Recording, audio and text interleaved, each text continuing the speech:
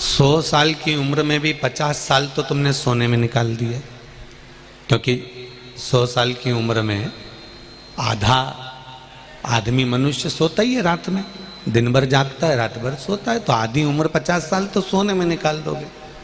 बची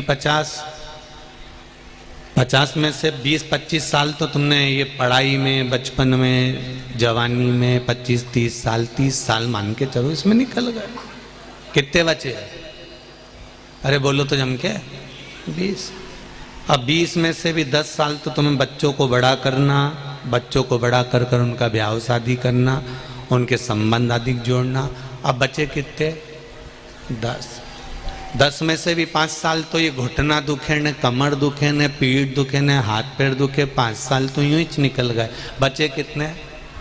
5। अब वो 5 साल में भी तुम दिन भर दुकान, हाय हाय, धन दौलत संपदा, व्यापार व्यवसाय सब कुछ करा, उसमें भी 5 साल में से 2.5 वर्ष तो निकल गए। बचे कितने?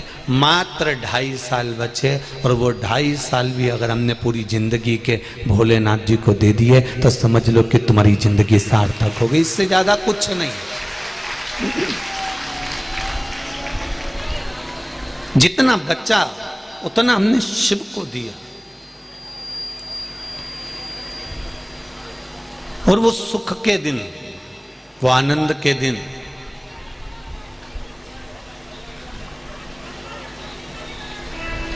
स्वयं पर आधारित होकर, स्वयं की भक्ति, स्वयं का स्मरण, स्वयं का अपने द्वारा करा गया भगवान का भजन, अपने द्वारा किया गया स्मरण, अपने द्वारा किया गया कीर्तन, अपने द्वारा किया गया नाम जाप, अपने द्वारा किया गया मंत्र जाप, ये एक जीवन का सुख प्रदान कर देता है। शिव महापुराण की कथा कहती है, एक देवराज नाम का ब्राह्मण और एक बिंदुक नाम का ब्राह्मण थे। ब्राह्मण पर दोनों ही गलत मार्ग पर चलते रहे।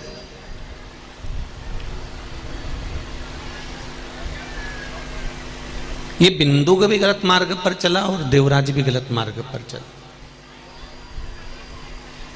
यहां तक वर्णन है कि देवराज का भी विवाह हो चुका था और बिंदुक का भी विवाह हो चुका था,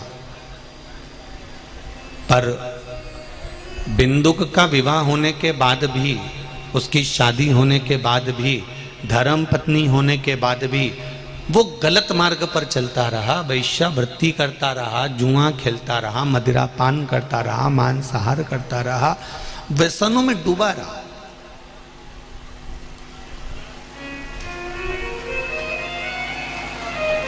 बहुत कठिन है मनुष्य की देह प्राप्त कर कर अगर आपका जीवन एक सहजता के विषय में निकल रहा है, मनुष्य देह प्राप्त करने के बाद आपका जीवन अगर सरलता में निकल रहा है, मनुष्य देह प्राप्त करने के बाद आपका जीवन अगर भगवत भजन में निकल रहा है, मनुष्य देह प्राप्त करने के बाद यदि आपका जीवन भगवान के स्मरण में निकल रहा है, तो ये बहुत भगवान की कृपा समझो।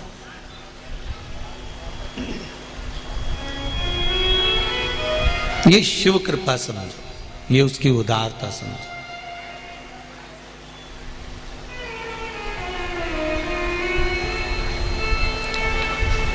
महाराज